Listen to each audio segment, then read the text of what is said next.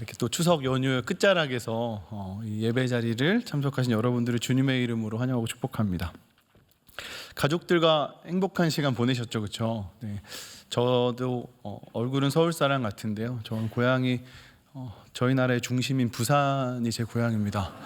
그래서 네, 지난 3일 동안 주일 설교가 있었지만 가족들을 보고 싶은 마음에 열차에 몸을 싣고 가족들과 함께 좋은 시간을 보내고 올라왔습니다.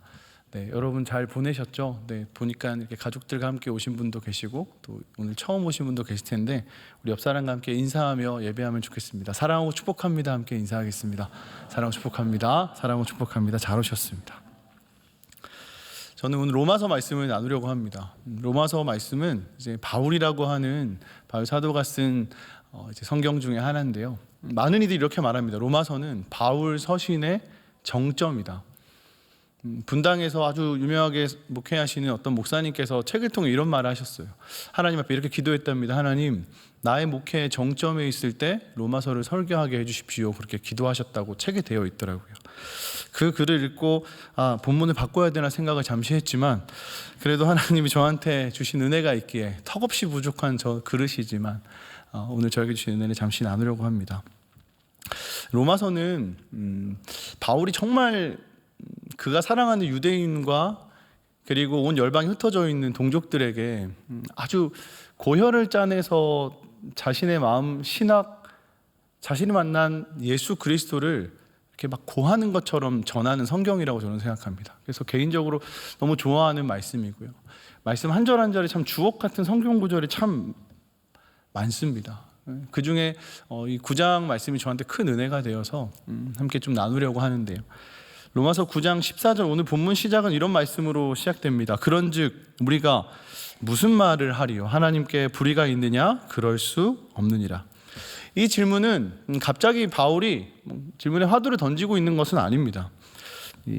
당대 유대인에 대한 설명이 좀 필요한 본문인데요.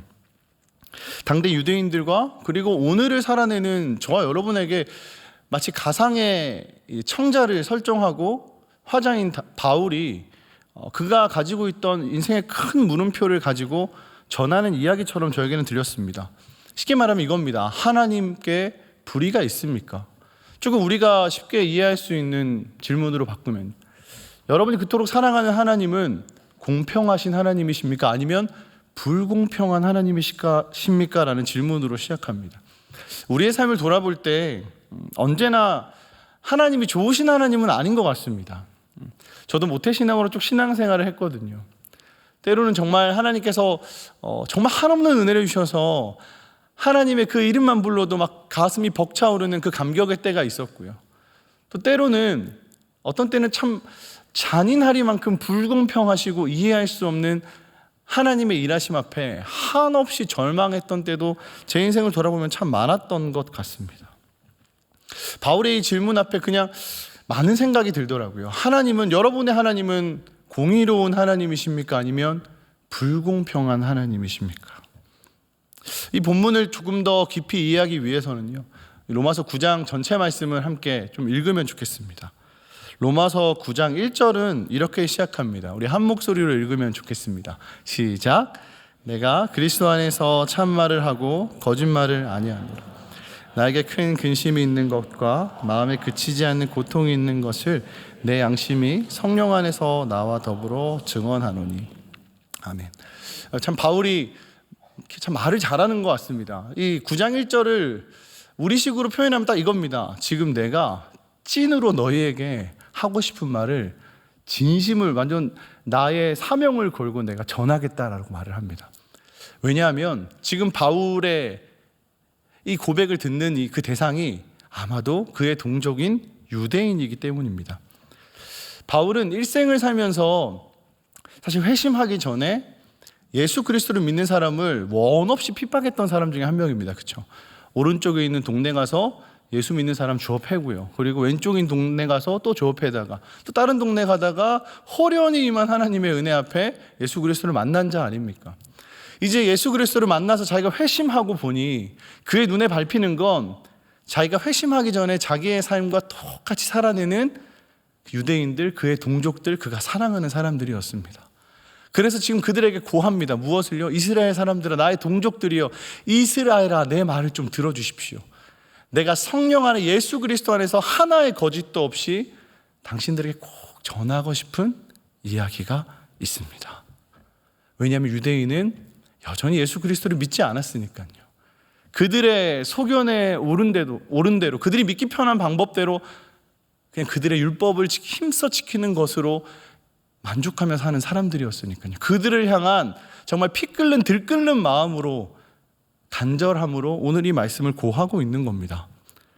그래서 그 바울이 유대인들에게 어떤 이야기를 합니까? 9장 6절과 7절이거든요. 제가 읽어드리겠습니다. 그러나 하나님의 말씀이 폐하여진 것 같지 않도다. 이스라엘에게서 난 그들이 다 이스라엘이 아니요 또한 아브라함의 씨가 다 그의 자녀가 아니라 오직 이삭으로부터 난 자라야 내 씨라 불리리라 하셨으니.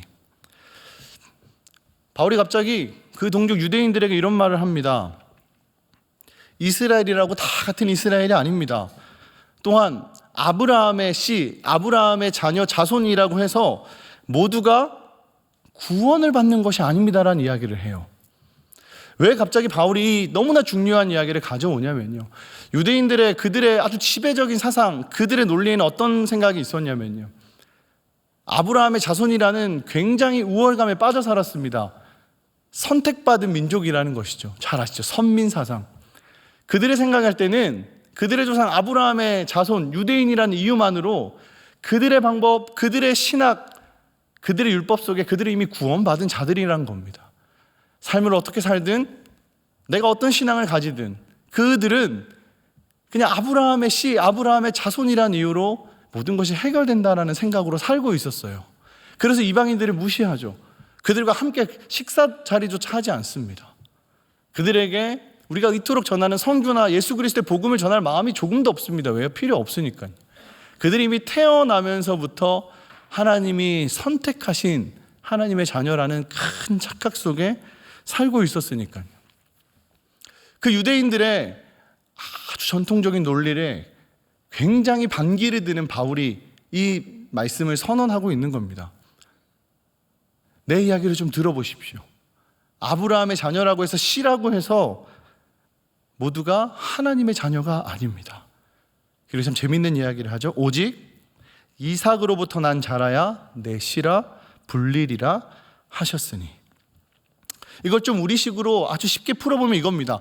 육적인 의미에서 아브라함의 자녀라고 해서 영적인 의미에서 다 그의 후손이 아닙니다. 지금 유대인들은 이 말씀 앞에 굉장히 당황스러울 것 같습니다. 이거 좀 이해하기 쉽게 예로 들면요, 어떤 마을이 있다고 가정해 봅시다.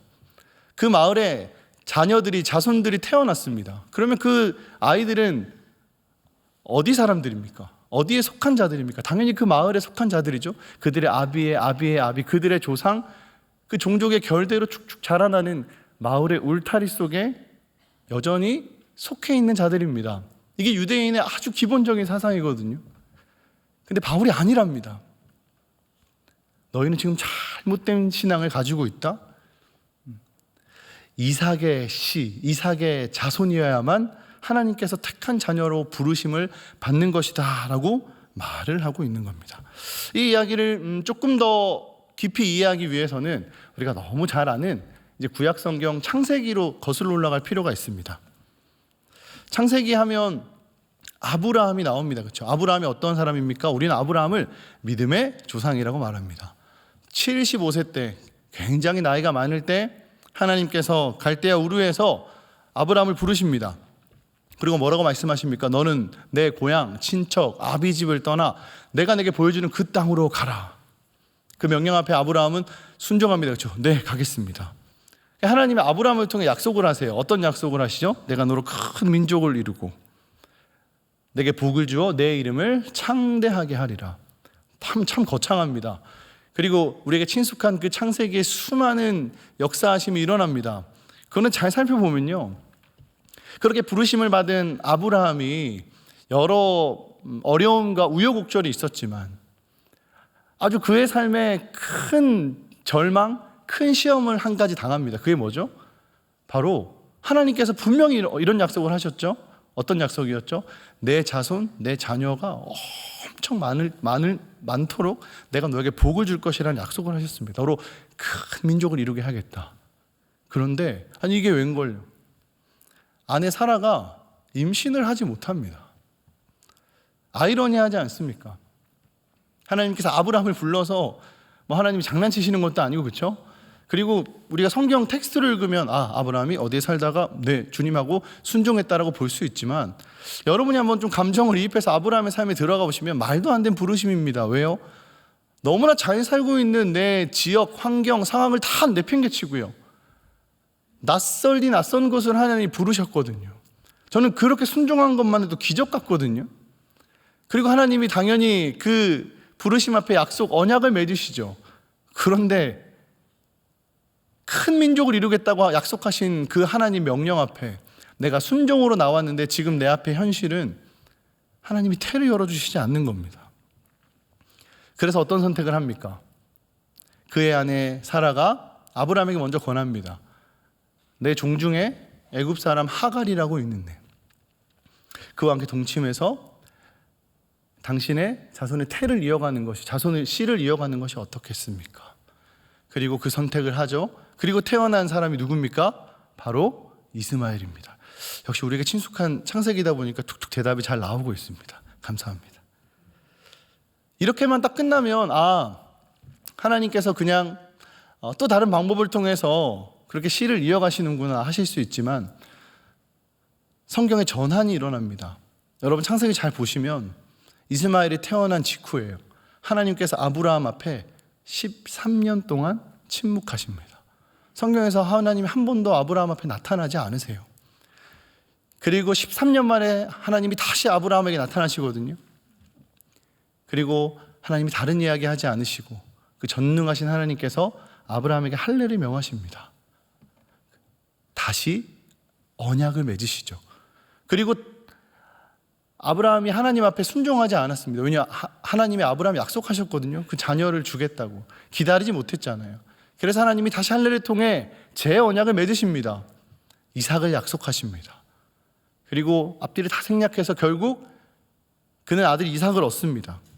이렇게만 보면 이스마엘이 있고 이삭이 있고 그의 태가 이어질 수 있구나. 그런데 아까 기억하시죠? 9장 앞절에 읽으셨던 여러분 말씀해 보시면 바울이 이런 이야기를 했습니다. 아브라함의 자손, 자녀라고 해서 모두가 하나님의 자녀가 아니다. 이삭의 씨, 이삭의 자손, 이삭의 자녀야만 하나님의 자손이라는 말을 합니다. 이것이 어떤 의미냐면요. 당대 유대인들은 아브라함이 자기네 조상이라는 것만 해도 그들이 누리는 영적 이익의 원천이라고 여겼습니다. 쉽게 말하면 우리의 조상이 아브라함이야. 그런데 하나님은 이 바울의 입술을 통해 분명히 말씀하시죠. 이삭의 자손이어야만 하나님이 기뻐 받으신다. 여러분 그러면 이스마엘은 뭐가 됩니까? 난해하지 않습니까? 이스마엘은 자기가 원해서 태어났습니까? 아닙니다. 어떻든 하나님의 약속 앞에 그 기다림에 지쳐 그 부모들의 선택을 통해 이스마엘은 태어났습니다. 그리고 하갈이 어떤 도망 중에 하나님의 천사가 나타나서 똑같은 축복을 합니다. 이스마엘을 통해 더 큰 민족을 이루게 하겠다. 그런데 정작 뒤에 와서는 하나님이 갑자기 이런 말씀을 합니다. 오늘 찾아보진 않겠지만 창세기 21장이거든요. 하나님 이런 말을 합니다. 내가 이스마엘이 아닌 이삭에게 난 자라야만 내 씨로 내가 부를 것이다. 이 말씀만 보면 하나님이 정말 공평한 하나님이신지, 하나님이 정말 사랑의 하나님이신지, 하나님의 선택 앞에, 하나님의 주권 앞에 굉장히 어리둥절할 수밖에 없습니다. 이것만이 끝이 아닙니다. 이제 오늘 본문으로 다시 돌아오셔서요, 로마서 9장 10절과 12절 말씀이 있거든요. 참 재밌는 이야기가 또 등장합니다. 이 두 절 말씀을 우리 함께 읽으면 좋겠습니다. 시작. 그뿐 아니라 또한 리브가가 우리 조상 이삭 한 사람으로 말미암아 임신하였는데 리브가에게 이르시되 큰 자 어린 자를 섬기리라 하셨나니. 아멘. 그 바로 곧 이어 또 창세기에 재밌는 이야기가 나오죠, 그렇죠? 이삭의 아내 리브가에 관한 이야기입니다. 리브가가 이번에는 쌍둥이를 임신합니다. 우리가 잘 아는 그 이름이죠. 그 쌍둥이 이름이 뭐죠? 바로 네, 그렇죠. 에서와 야곱입니다. 근데 이 이야기도 참 재밌습니다. 성경 방금 여러분이 읽은 성경을 보시면요, 리브가가 이제 임신을 하였다고 말합니다. 그런데 하나님이 리브가에게 이르시되 큰 자가 어린 자를 섬기리라 하셨나니, 이게 어떤 상황이냐면요, 지금 리브가가 태중에 쌍둥이를 임신했습니다. 지금 그들이 태어나지도 않았습니다. 그런데 찾아가셔서 뭐라고 말씀하셨다고요? 형이, 큰 자가 어린 자를, 동생을 섬길 것이다. 더 나아가서 오늘 읽었던 부분 바로 앞절 9장 13절에는 이런 말씀이 있었습니다. 기록된 바 내가 야곱은 사랑하고 에서는 미워하였다 하심과 같으니라. 이해가 되세요? 지금 태중에 쌍둥이를 임신했어요. 근데 하나님이 나는 동생 야곱을 택하겠고 그 형 에서를 택하지 않겠다라고 하십니다. 13절에 보시면 야곱은 사랑하고 에서는 미워하였다라고 되어 있는데, 이건 고대 근동의 좀 과장법과 같은 표현입니다. 내가 야곱만 사랑하고 에서는 미워하겠다, 이 하나님의 그 마음이 의중이 아니고요, 내가 야곱을 택하고 에서를 택하지 않겠다라고 선언하십니다. 대체 그 태중에 무슨 일이 있었기 때문에 하나님이 이런 말씀을 하실까요? 한번 이런 생각도 할 수 있겠죠, 그렇죠? 중심을 꿰뚫어 보시는 하나님이시니까 뱃속에서 에서야 너가 더 고약한 마음을 가졌구나, 너가 더 엄마를 더 힘들게 하구나, 에이 넌 안 되겠어, 나는 야곱을 택하겠다. 지금 하나님이 이런 논리로, 이런 이야기로 역사하시고 계십니까? 그게 만약 맞다면 이렇게 불공평한 하나님이 어디 있습니까? 그렇지 않습니까? 하나님은 야곱을 택하시고 에서를 택하지 않으셨습니다. 이 난제 앞에 바울이 이런 대답을 합니다.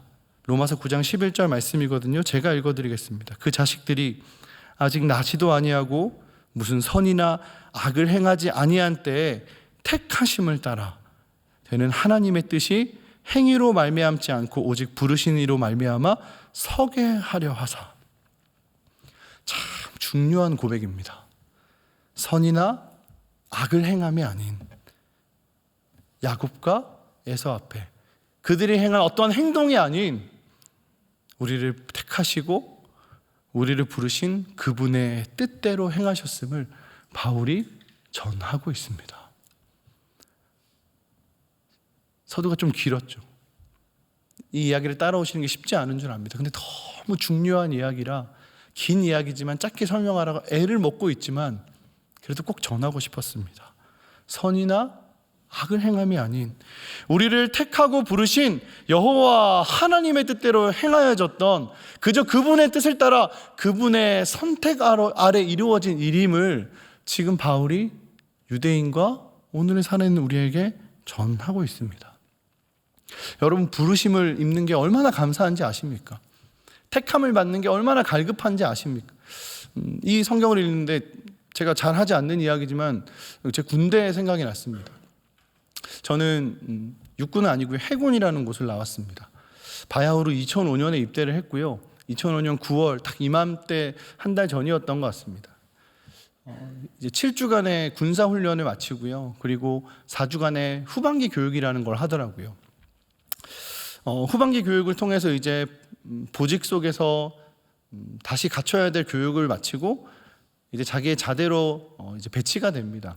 그 4주 동안 저에게 한 가지 고민이 있었습니다. 해군이었고요. 이제 육군의 그냥 일반 병들처럼 가장 흔한 갑판병이라는 병과에 제가 지원을 해서 해군을 갔거든요. 근데 저한테 문제는 해군을 갔지만 제가 배멀미가 심했습니다. 아이러니하죠, 그렇죠? 그래서 어떻게든 배를 안 타야겠다는 생각으로 그 4주 동안 열심히 공부했습니다. 그럼 이쯤 되면 이제 가끔 청년들이 묻더라고요. 그럼 왜 해군에 지원했냐? 여러 이유가 있지만 제 가정을 좀 지키기 위해서 그 이유는 말하지 않겠습니다. 육상 근무자가 되기 위해서 열심히 공부했습니다. 하나님 은혜를 주셨어요. 한 350명 되는 사람 중에 전체 10명 10등 안에 들었습니다. 네, 놀라지 않군요. 그냥 봐도 스마트해 보이죠? 네, 들어서 이제 자기가 원하는 근무를 할 수 있게 됐습니다. 저는 육상 근무가 너무 하고 싶었거든요. 왜냐하면 별멀미 때문에 죽어도 배는 타기 싫었습니다. 그래서 그 10명을 한 곳에 모으더라고요. 아직도 그 장면이 생생합니다. 아마 2005년 한 10월, 11월 넘어가는 때였거든요. 그 10명을 데리고 뭘 하냐면 제비뽑기를 했습니다. 육상 근무를 하지만 이제 제가 있던 해군은 진해가 이제 메인 아주 큰 함대예요. 그곳에 가는 게 가장 베스트고요. 그다음 차선책이 그 파견부대 포항으로 가는 게 두 번째 베스트였습니다. 해병대 1사단 안에 근무하는 해군이었거든요.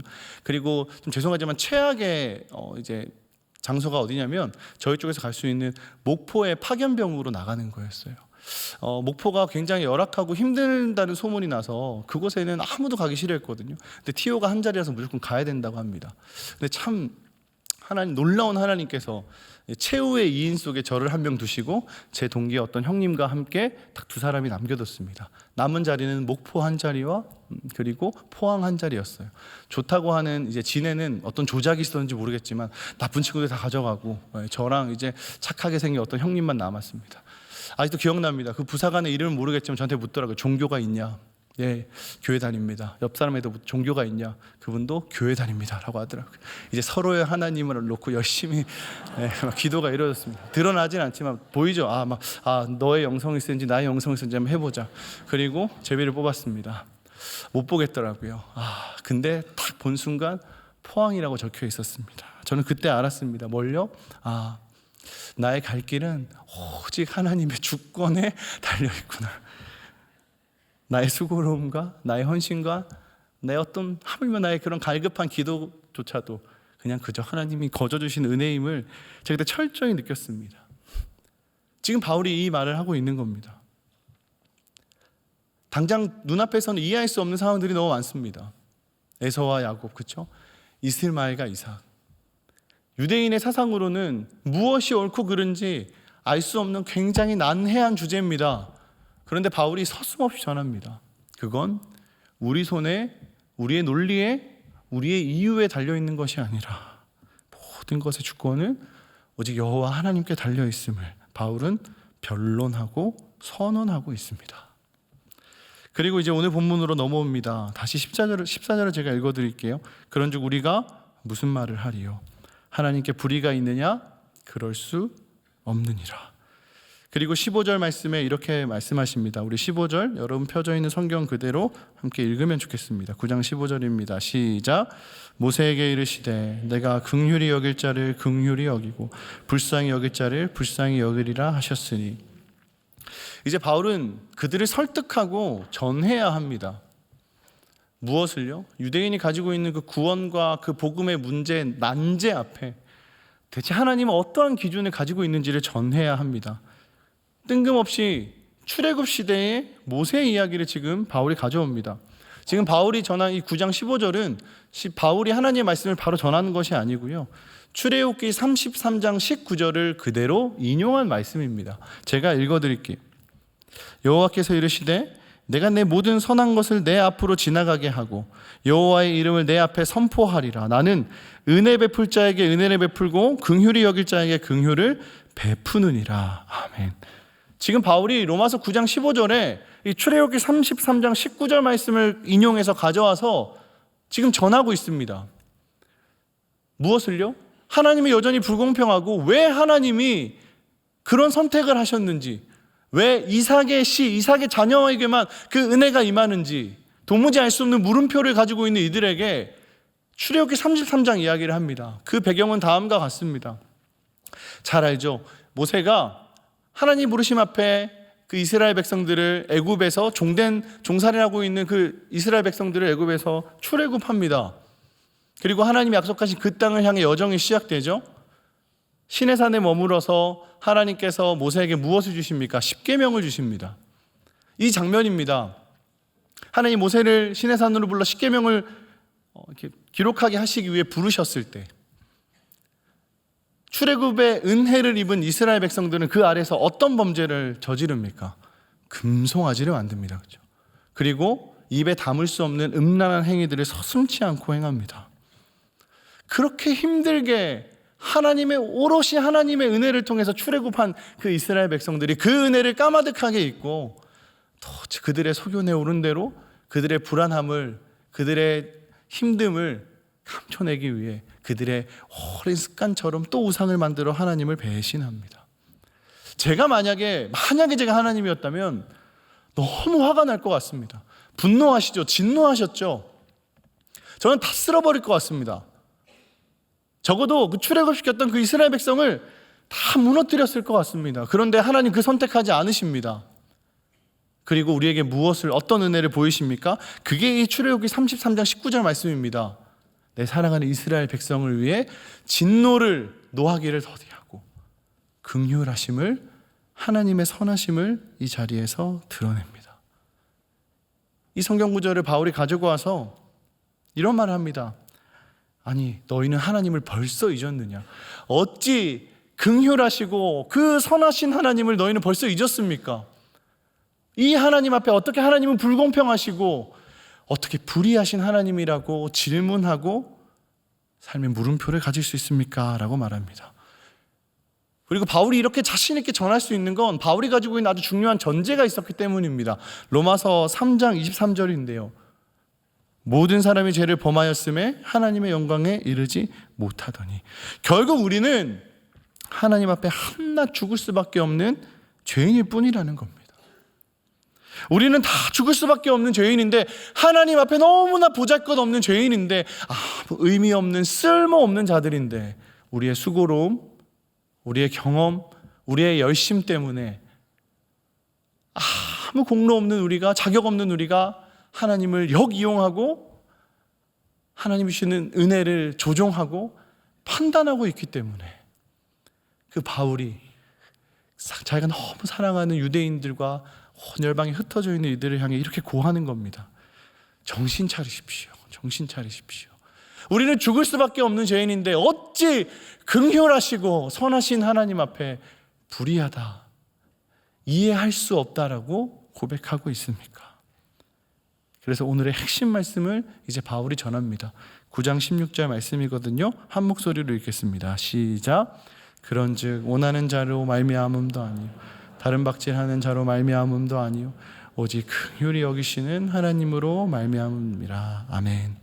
그런즉 원하는 자로 말미암음도 아니요 다른 박질하는 자로 말미암음도 아니요 오직 긍휼히 여기시는 하나님으로 말미암음이니라.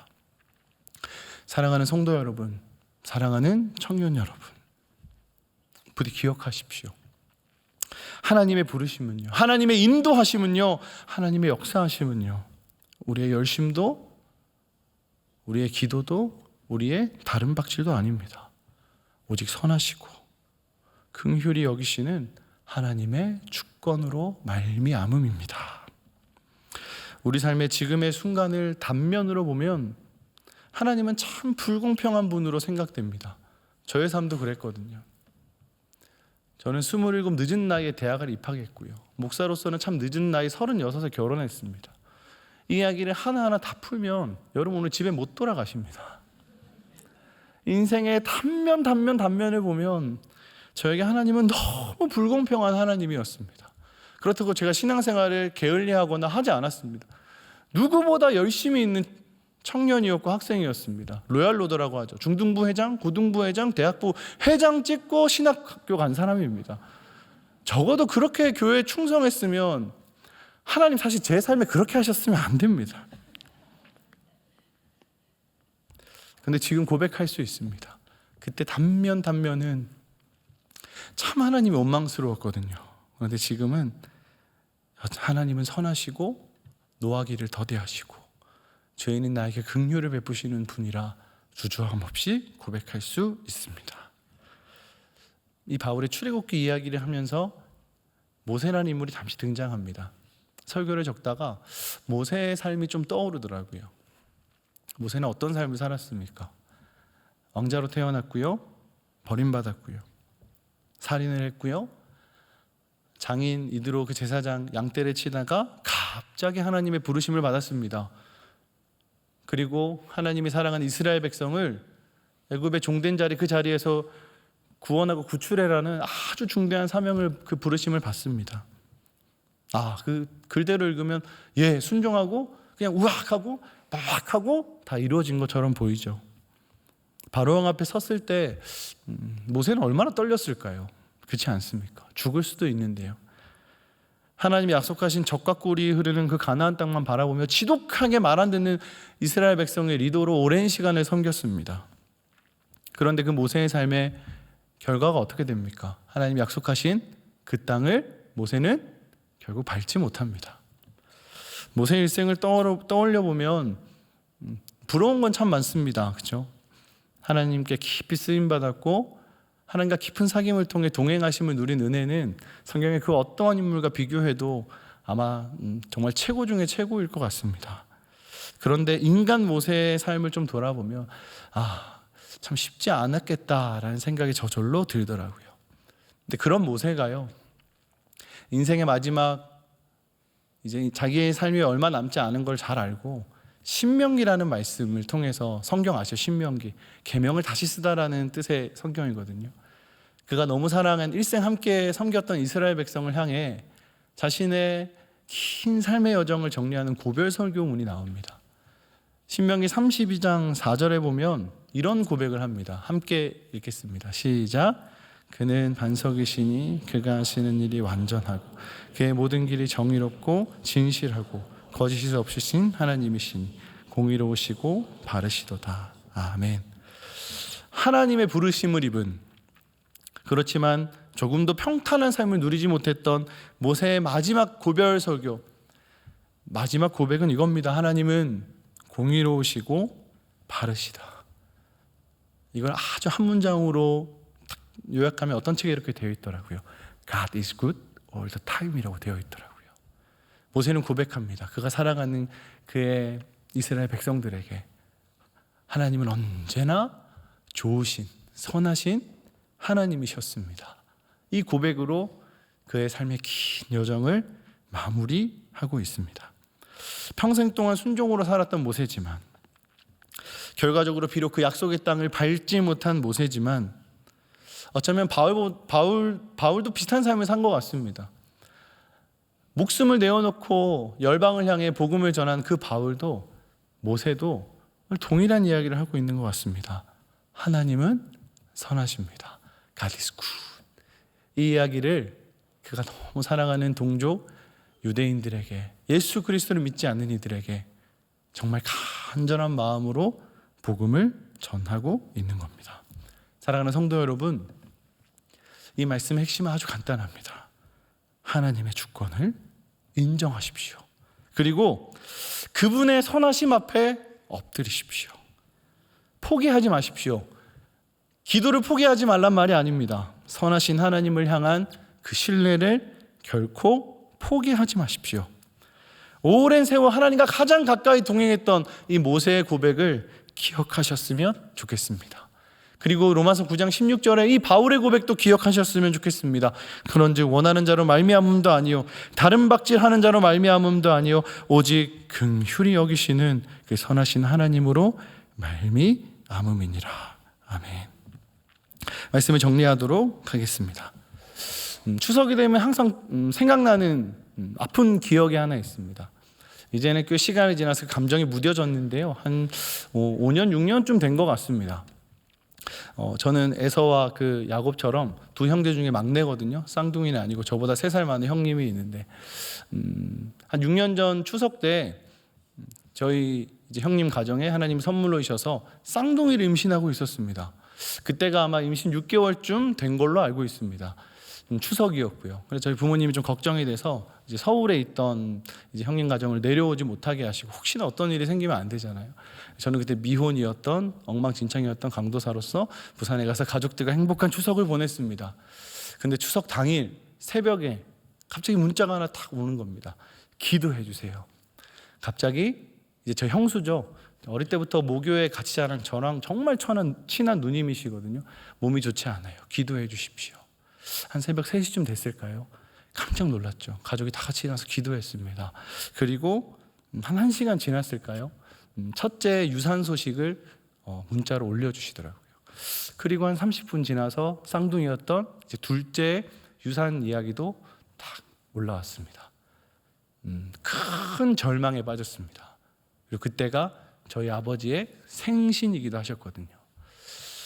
가장 빠른 열차를 타고 이제 형수님이 이번에는 병원으로 가기 위해서 열차에 몸을 실었습니다. 그 열차 속에서 아버지, 어머니, 저 아무도 어떤 말도 할 수 없었습니다. 하염없이 눈물만 어머니는 흘리고 계셨고요. 할 수 있는 건 기도밖에 없었습니다. 그래서 병원으로 가려고 했지만 차마 저희 형님과 저희 형수님의 얼굴을 볼 수 없겠더라고요.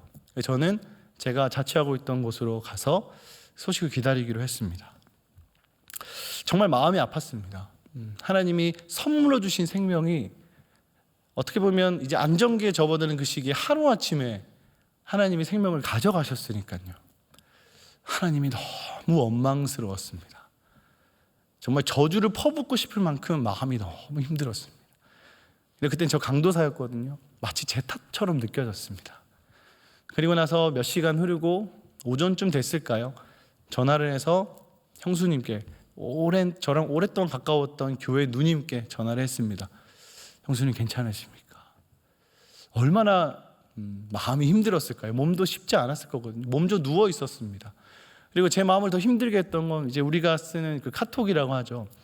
이제 그 프로필 사진에 일러스트처럼 되어 있는 예쁜 그림이었는데요. 엄마 안에 두 개의 심장이 뛰고 있는 너무 예쁜 그림이 하루아침에 아무것도 없는 이제 프로필 사진으로 바뀌더라고요. 괜찮으십니까? 라는 참 미안한 질문 앞에 저희 형수님이 이런 대답을 하더라고요. 괜찮다고.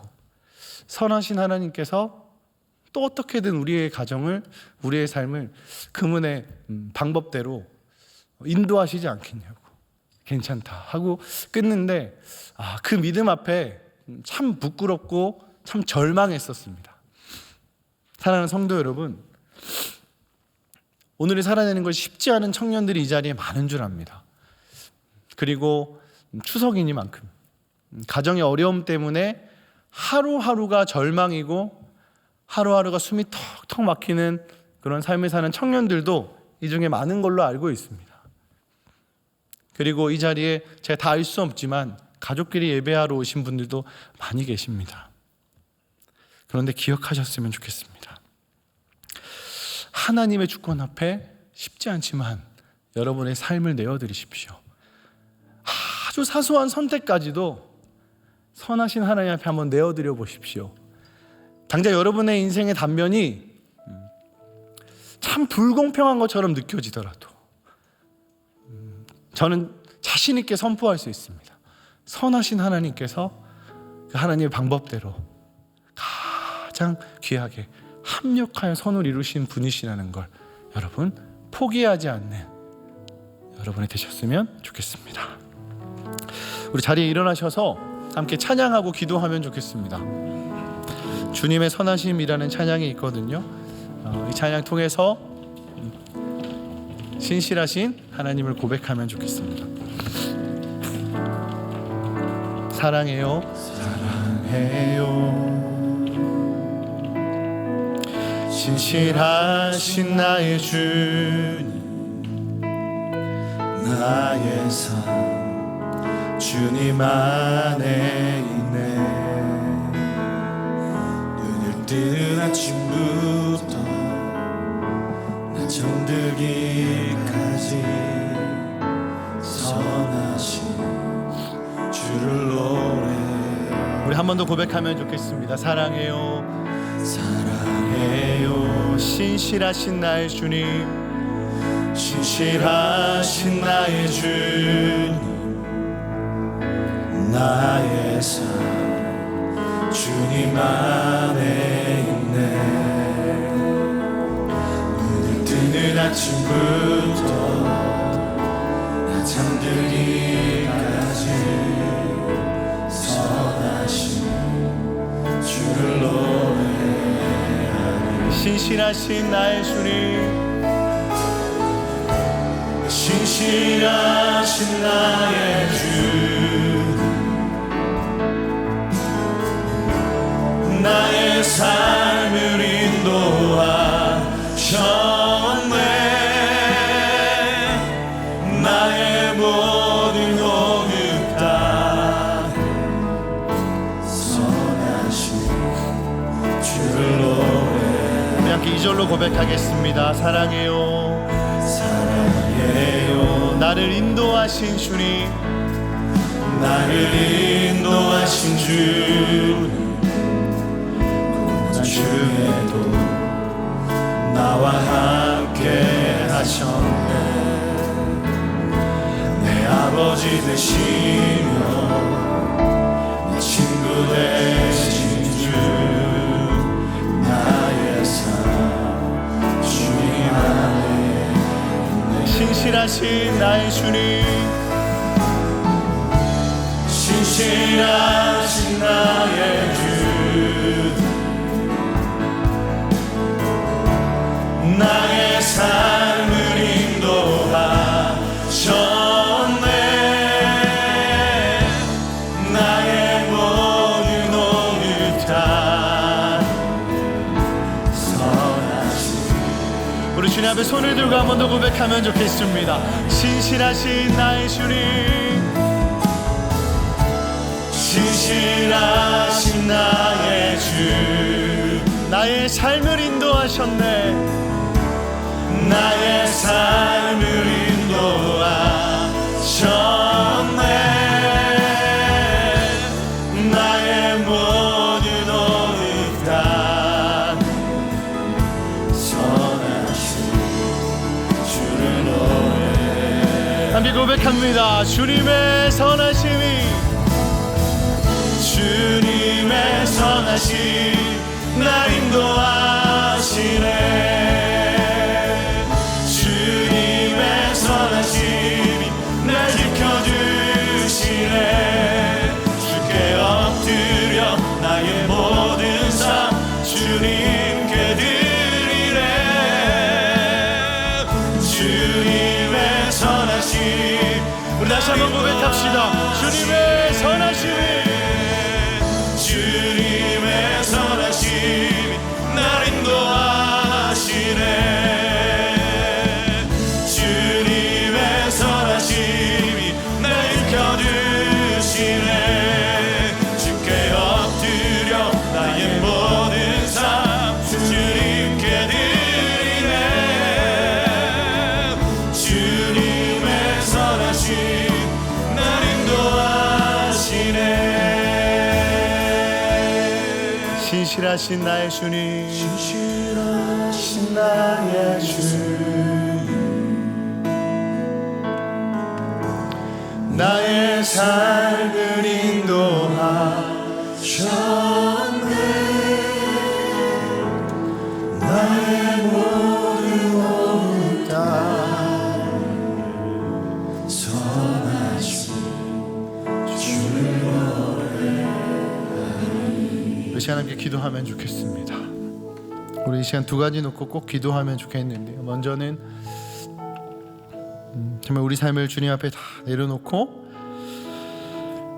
우리에게 아무런 주권도 없음을 고백하셨으면 좋겠습니다. 오랜 준비로 인한 자격도 우리에게 없습니다. 나의 열심도 나의 충성도 하나님 앞에 아무것도 아닙니다. 주님 하나님의 선하심으로 나의 삶을 인도하여 주십시오 기도하셨으면 좋겠습니다. 또 한 가지는 우리 사랑하는 가족들을 위해 기도합시다. 믿지 않는 가정에 계신 분들도 계실 거고요.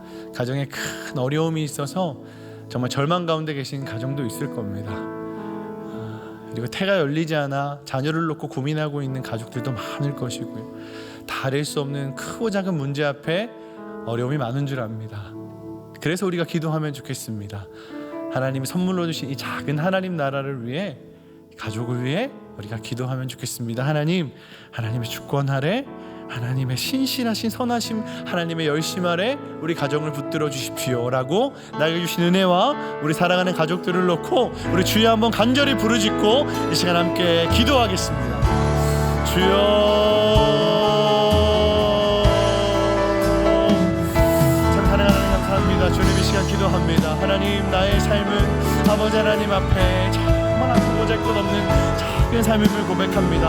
하나님 나의 교만함으로 하나님보다 앞서고 싶은 그 마음으로 나의 손에 주어진 그 작은 선택과 주권조차도 이 시간 예수 그리스도 십자가 앞에 내려놓는 그 믿음을 더하여 주시옵소서. 하나님의 선하심을 향한 그 신뢰를 그 믿음을 포기하지 않게 하여 주시옵소서.